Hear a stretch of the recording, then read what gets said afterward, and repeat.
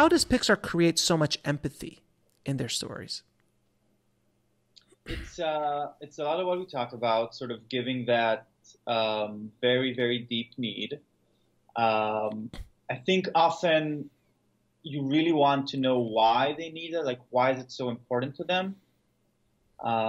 Wally is really my favorite example of this because we have nothing in common with him. And like you said, yeah. And the first 30 minutes, as you also said, are silent. There's no dialogue. And they had to make you love this guy. And it's really, I talk about the 3 reasons we like both people and characters. Like there's a first layer that's very superficial, where, you know, maybe someone's very attractive or very confident, or you think about high school, right? There was the popular kids that you didn't know, but you like them because they had these like external discernible traits.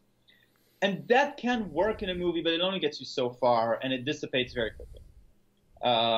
Movie stars help. Then there's a second layer, which is a little more intimate, a little more personal. Maybe you know their hobbies, or maybe they have this neat little point of view, or there's something exciting about them.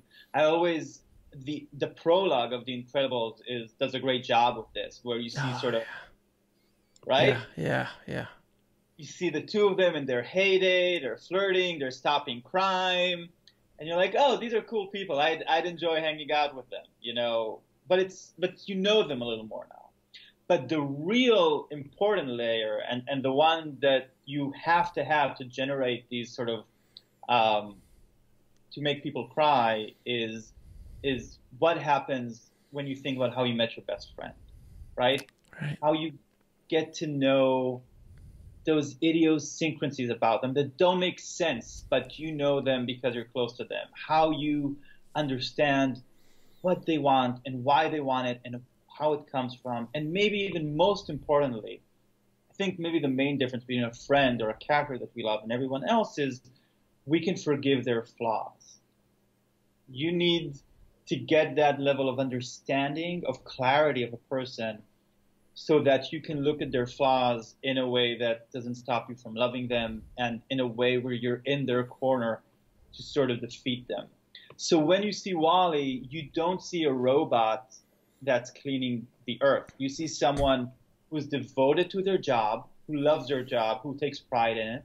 You see someone deeply curious because he collects all those things every day and he does them around. You see someone who has a very good friend, a loyal friend he takes care of, right? He runs over him and then he's worried and then he makes sure he's okay. And you see that deep yearning for love. And when you talk about him that way, that's every one of us. Oh, that's, absolutely. You know, if I were left alone in a dystopic wasteland, that's the ideal life I could want. Pretty much.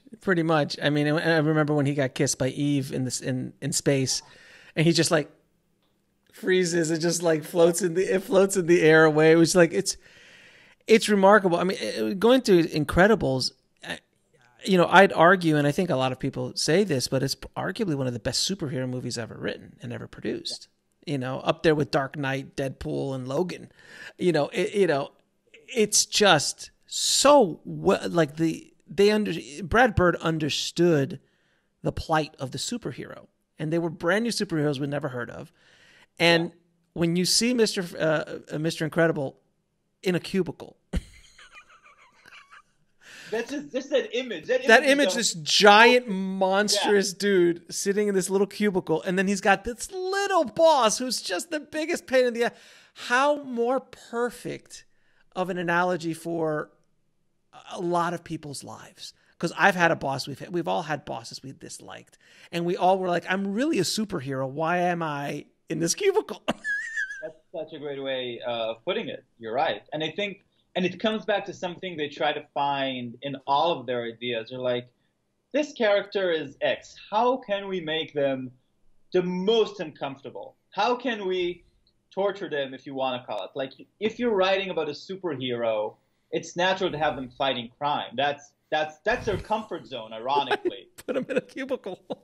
Yeah, put them in a cubicle. That's a tension that drives a character, right? That drives a movie. That has to be fixed and addressed before the movie is over.